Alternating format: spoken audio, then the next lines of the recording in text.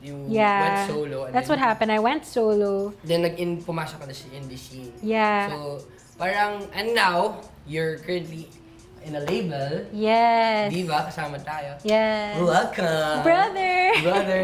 Kaviva! Kabiwa! How's being an artist as an indie artist into having a label? It's hard din kapag indie ka kasi wala ka namang connections, ganyan.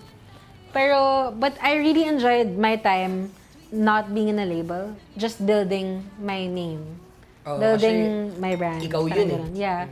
And can we borrow a spoon? Spoon? Yeah. May spoon ba?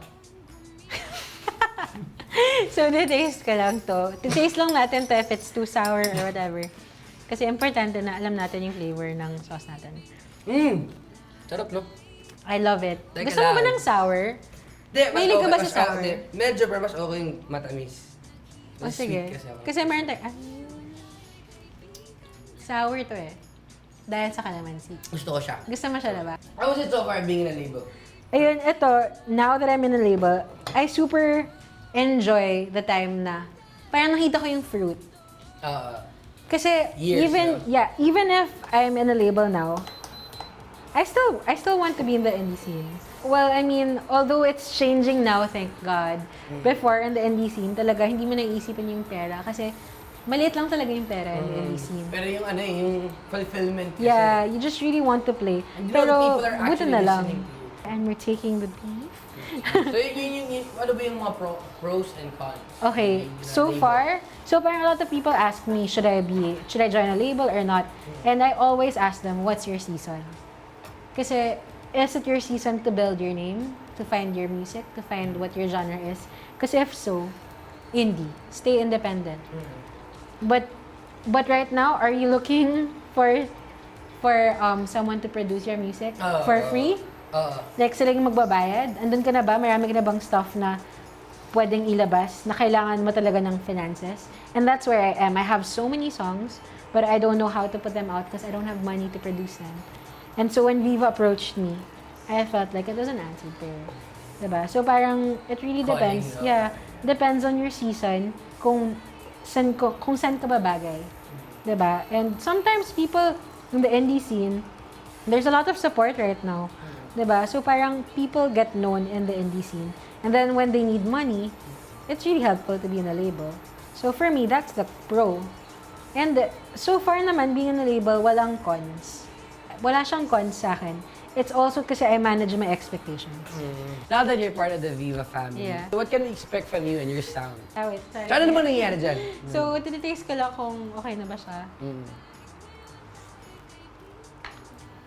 Yun nga. Meron pa bang kalamansi? Kalamansi? Ilang kailangan mo? Apat. At apat.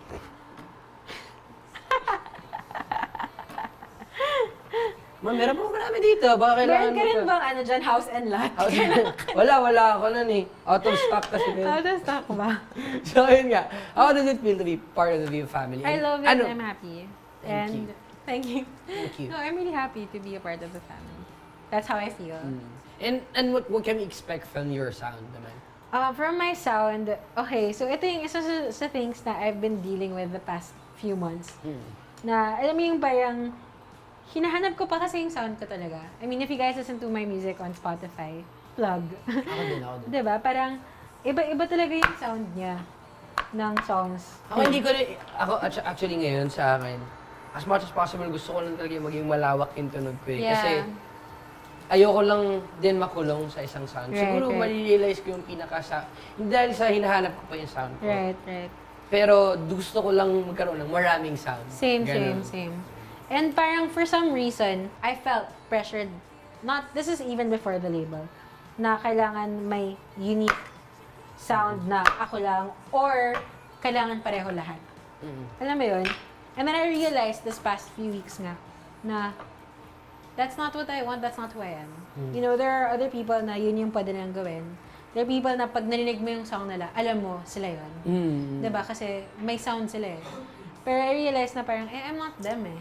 Diba? Why am I trying to Exactly. do that? So, when you, I don't know, ito yung recent realization ko, is when you accept who you are completely, like, not just your sound, but yung entire being mo. I So- feel like, I feel like the next one might just be acoustic muna. So parang, I just wanna start there. Kasi there's this one song that I really wanna release, hopefully this November. And I Rinig. just, yeah. Kasi parang, it's, birthday ko din kasi this November. Oh! So parang, it's a gift that I want to release for myself. Kasi I feel like the message is to me. Parang, it's a song that I feel like God wants me to know. So, yan. So, I'm really excited to release that and to see if Birthday mo na pala ngayong November. Yeah. May question na kasi. No. Minuta ka ng bistik. Okay na lang. Pabistik ka naman. ganun. Pabistik ka naman, boss Abs! What's up mga kaibigan? Nagbabalik na naman po tayo dito lang sa Jam with John! Ate Sabu? Ikaw na. Ako na ba? So, ang susunod na kanta, para to sa lahat ng pusong gising na hindi pa dapat. Out. Hindi alam ng puso kung paano nagising.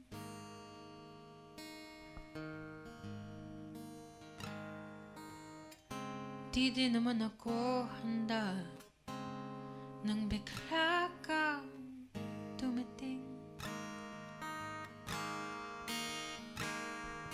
Alam mo ba? Teka, di ko muna aaminin na ikaw ang una. Ikaw ang una.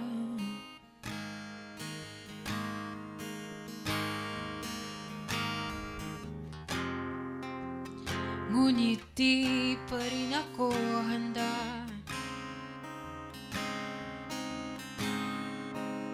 Kaya't ang puso'y patutulugin na muna.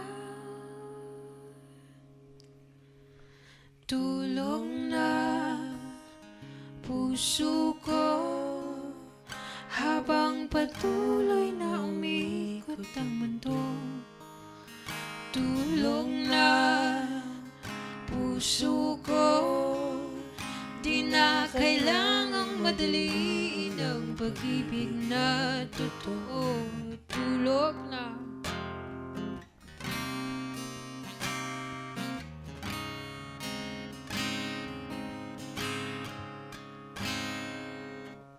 Hindi alam ng puso kung paano magsimula.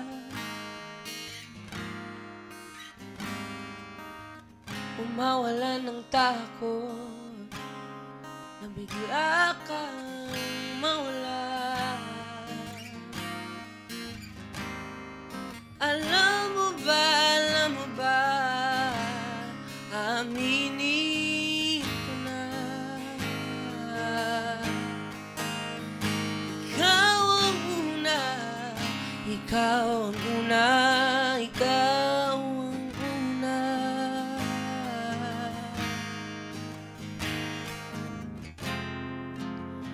Ngunit di pa rin ako handa.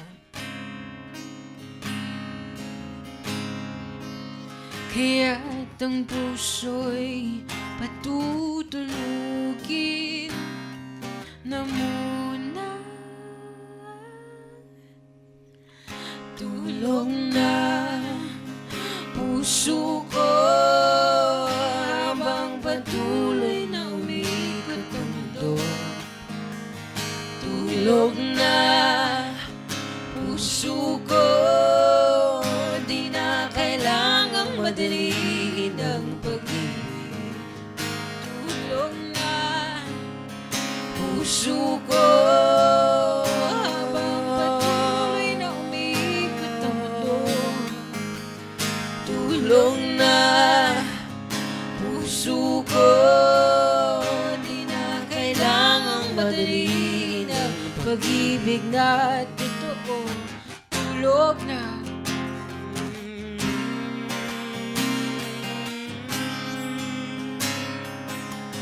Oh, matulog ka na.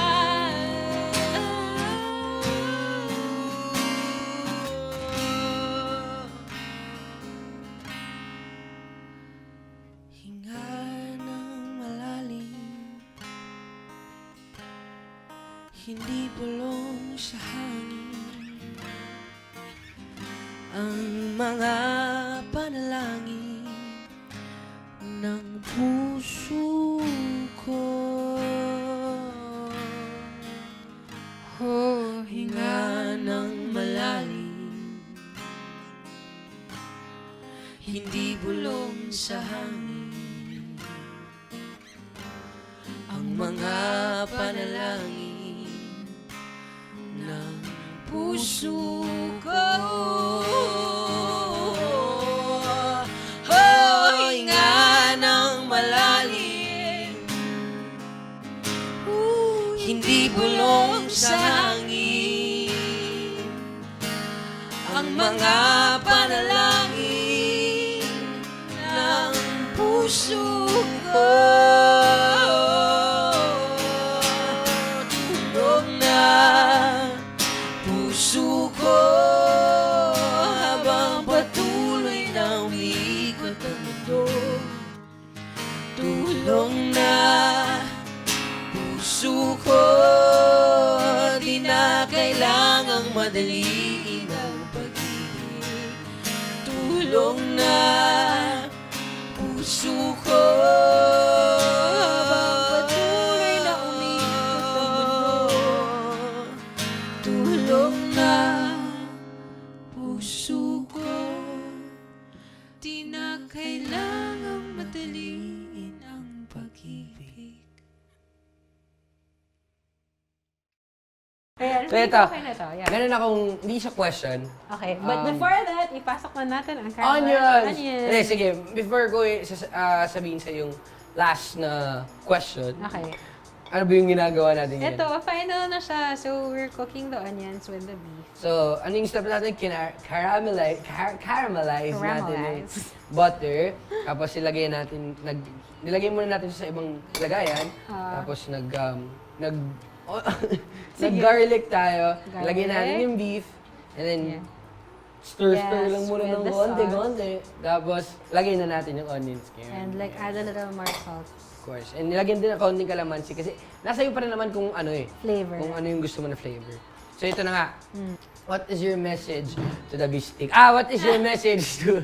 Gutom. What is your message to all of the aspiring artists and people who are, kahit hindi sa music, people who wants to be known sa craft nila? Ano ba yung pinaka-message ni Sabu sa mga tao nila? Don't forget, you were created to create. And parang for me, at the end of it all, yung biggest inspiration ko in creating anything is God. And it's not to sound religious or anything. It's just, He created the whole universe. Exactly. Diba? I mean, you don't have to look far for inspiration. Tingin ka lang sa mga sala. Diba? Parang you're just like, this is so amazing. So it's not He is just amazing. He is amazing. So it's not just songs, but whatever kind of artist you are. Gaya din na sinabi natin, Sabu, you were created to create. So, kung ano, kahit sa music man, or engineering man, or ano bang ginagawa mo sa buhay. Physics, gano'n. You were created to create. And everyone is created by God uniquely. So, Yeah. So don't, Numbers, you can find inspiration, pero lagyan mo pa rin ng sarili mong flavor. And speaking of your own flavor, can we taste Yes! your own flavor of this steak? Guys, tapos na. I feel Papalapakan no naman. pressure right now. Yay! Okay. Meron akong warning sa'yo. Ano? Medyo kasi ako strict ka sa mga taste eh. Oh, wow. Wait lang, pa-taste ko. Medyo make sure mo muna na masarap yun. Yung tower. Kinakabahan. Okay. Yan na yun. Yan na ba yun? Oh, tapos na tayo. Let's do this! Let's do this. Time to eat. Rice! Alright, guys. Ito na po yun. Titikman na po natin ang Bistik Tagalog di Sabu. May drinks ka ba? Meron. Ano ang drink? Game! Kainin na po natin ang Bistik Tagalog, no? Ready na ba kayo? Ready ka na ba? Ready Kinakabahan? na. Kinakabahan ka? Medyo. Amoy pa lang. Ano? Ready na ako. Ready ka na.